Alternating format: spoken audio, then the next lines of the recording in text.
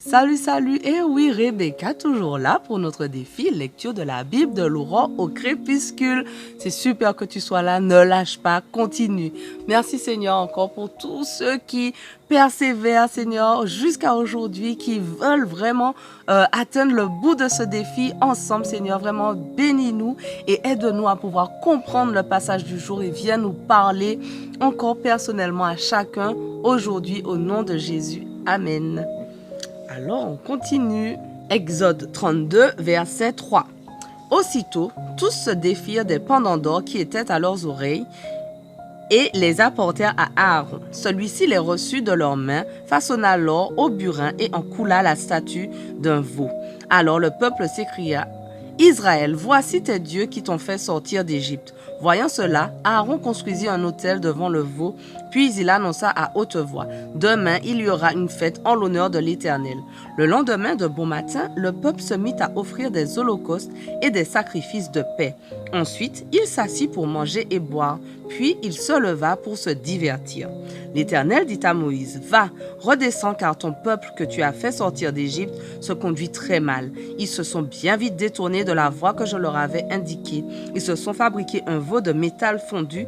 Ils se sont prosternés devant lui et lui ont offert des sacrifices en disant: Israël, voici tes dieux qui t'ont fait sortir d'Égypte. Puis l'Éternel ajouta: Je constate que ce peuple est un peuple rebelle. Et maintenant, laisse-moi faire. Ma colère s'enflammera contre eux et je les exterminerai. Mais je ferai de toi une grande nation. Alors Moïse supplia l'Éternel son Dieu d'avoir pitié en disant: Éternel, pourquoi ta colère s'enflammerait-elle contre ton peuple que tu as fait sortir d'Égypte par un formidable déploiement de force et de puissance? Pourquoi les Égyptiens diraient-ils que c'est dans de mauvaises intentions que leur Dieu les a fait sortir de leur pays pour les faire périr dans la région des montagnes et les faire disparaître de la terre? Laisse ta colère et renonce à envoyer le malheur à ton peuple.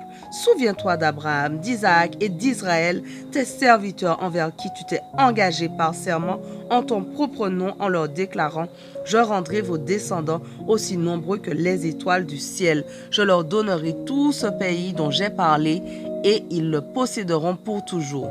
Alors l'Éternel renonça à faire venir sur son peuple le malheur dont il l'avait menacé. Wow. Moïse s'en retourna et redescendit de la montagne, tenant en main les 2 tablettes de l'acte de l'alliance. Elles étaient gravées des 2 côtés sur les 2 faces. Ces tablettes étaient l'œuvre de Dieu et l'écriture était celle de Dieu, gravée sur cette table. Oh là là. Quand Josué entendit les clameurs poussées par le peuple, il dit à Moïse: Écoute, il y a un bruit de guerre dans le camp. Non, répondit Moïse, ce ne sont ni des cris de victoire, ni des lamentations de défaite. C'est un bruit de chanson que j'entends. Quand il fut près du camp, qu'il aperçut le veau et vit les chœurs de danse, il entra dans une grande colère. Il lança les tablettes qu'il tenait en main et les mit en pièces au pied de la montagne. Il saisit le veau que le peuple avait fabriqué, le jeta au feu et le réduisit en poussière qu'il éparpilla à la surface de l'eau. Puis il fit boire cette eau aux Israélites. Ensuite, il demanda à Aaron: Que t'a donc fait ce peuple pour que tu l'entraînes à se rendre coupable d'un si grand péché? Aaron répondit: Que mon Seigneur ne se fâche pas. Tu sais toi-même que ce peuple est porté à faire le mal. Ils m'ont dit: Fabrique-nous un Dieu qui marche devant nous, car ce Moïse, cet homme qui nous a fait sortir d'Égypte, nous ne savons pas ce qui lui est arrivé. Je leur ai donc répondu: Que ceux qui ont de l'or s'en dessaisissent. Ils m'en ont remis, je l'ai fait fondre au feu, et voilà le veau qui en est sorti. Moïse vit que le peuple était déchaîné. Aaron l'avait laissé faire, de sorte qu'il s'exposait au mépris de ses ennemis. Alors il se posta à l'entrée du camp et s'écria: Que tous ceux qui sont pour l'Éternel viennent vers moi. Tous les membres de la tribu de Lévi se rallièrent à lui. Il leur dit: Voici ce qu'ordonne l'Éternel, le Dieu d'Israël. Que chacun de vous mette son épée au côté, parcourez tout le camp, allez d'une tente à l'autre, que chacun au besoin son frère, son ami, son proche. Les Lévites obéirent à Moïse de sorte que ce jour-là, environ 3000 hommes du peuple perdirent la vie. Moïse dit aux Lévites: En combattant chacun, même contre son fils et son frère, vous vous êtes mis aujourd'hui au service de l'Éternel et il vous accorde aujourd'hui sa bénédiction. Le lendemain, Moïse dit au peuple, « Vous avez commis un très grand péché. Maintenant, je vais remonter auprès de l'Éternel. Peut-être obtiendrai-je le pardon de votre péché. » Moïse retourna donc auprès de l'Éternel et dit, « Hélas, ce peuple s'est rendu coupable d'un très grand péché. Il s'est fait un Dieu d'or. Mais maintenant, veuille pardonner ce péché. Sinon, efface-moi du livre que tu as écrit. » L'Éternel répondit à Moïse, « J'effacerai de mon livre celui qui a péché contre moi. Maintenant, va, conduis le peuple là où je t'ai dit.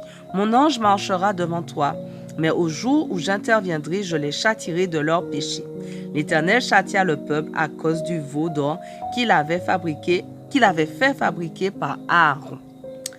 Exode 33. L'Éternel dit à Moïse, « Va, quitte ce lieu, toi et le peuple que tu as fait sortir d'Égypte, et rendez-vous au pays que j'ai promis par serment à Abraham, à Isaac et à Jacob de donner à leurs descendants. J'enverrai un ange devant toi et je chasserai les Cananéens, les Amoréens, les Hittites, les Phéréziens et les Éviens et les Yébousiens. Il vous conduira dans un pays ruisselant de lait et de miel. Pour moi, je n'irai pas au milieu de vous, car vous êtes un peuple rebelle, et je pourrais être amené à vous exterminer pendant le voyage. » Lorsque le peuple entendit cette parole sévère, il prit le deuil. Personne ne mit ses parures. En effet, l'Éternel avait ordonné à Moïse de dire aux Israélites, « Vous êtes un peuple rebelle. Si je marchais au milieu de vous, ne fût-ce qu'un seul instant, je vous exterminerais. Ôtez donc vos parures, et l'on verra comment je vais vous traiter. » Alors, les Israéliens enlevèrent leurs parures à distance du mont Horeb. Moïse prit la tente et la dressa à l'extérieur du camp, à une bonne distance. Il l'appela tente de la rencontre. Celui qui voulait consulter l'Éternel devait sortir du camp pour se rendre à la tente de la rencontre. Chaque fois que Moïse sortait pour aller à cette tente, le peuple se levait et chacun se tenait à l'entrée de sa tente pour suivre Moïse du regard jusqu'à ce qu'il soit entré dans la tente. Dès qu'il y pénétrait, la colonne de nuée descendait et se tenait à l'entrée de la tente. Et l'Éternel s'entretenait avec Moïse. Tout le peuple voyait la colonne de nuée se tenir à l'entrée de la tente, et le peuple tout entier se levait et se prosternait chacun à l'entrée de sa tente. L'Éternel s'entretenait avec Moïse directement comme un homme parle avec son ami. Puis Moïse regagnait le camp, mais son jeune assistant Josué, fils de Nun, restait dans la tente. Moïse dit à l'Éternel, « Écoute, tu me demandes de conduire ce peuple, mais tu ne me fais pas connaître qui tu enverras pour m'accompagner. Pourtant, tu m'avais dit, je t'ai choisi personnellement et tu jouis de ma faveur. Eh bien, si réellement j'ai obtenu ta faveur, veuille me révéler tes intentions et fais-toi connaître à moi. Alors j'aurai vraiment ta faveur. Et puis considère aussi que cette nation-là, c'est ton peuple. » Dieu répondit, « Je marcherai moi-même avec toi et je te donnerai une existence paisible. » Moïse reprit, « Si tu ne viens pas toi-même avec nous, ne nous fais pas quitter ce lieu. À quoi reconnaîtra-t-on que j'ai obtenu ta faveur pour moi et pour ton peuple? Sinon, si tu marches avec nous et si nous sommes ainsi distingués, moi et ton peuple, de tous les autres peuples de la terre. » Alors l'Éternel répondit à Moïse, « Parce que tu jouis de ma faveur et que je t'ai choisi personnellement, je t'accorde aussi ce que tu viens de me demander. » Là-dessus, Moïse reprit, « Permets-moi de contempler ta gloire. » Et Dieu lui répondit, « C'est ma bonté tout entière que je veux te montrer, et je proclamerai devant toi qui je suis. Je ferai grâce à qui je veux faire grâce, j'aurai pitié de qui je veux avoir pitié, mais tu ne pourras pas voir ma face, car nul homme ne peut me voir et demeurer en vie. » L'Éternel dit encore, « Il y a ici un lieu tout près de moi. Tiens-toi debout sur le rocher, et quand ma gloire passera, je te mettrai dans le creux du rocher, et je te couvrirai de ma main jusqu'à ce que j'aie passé. Puis je retirerai ma main, et tu me verras de dos, mais personne ne peut voir ma face. »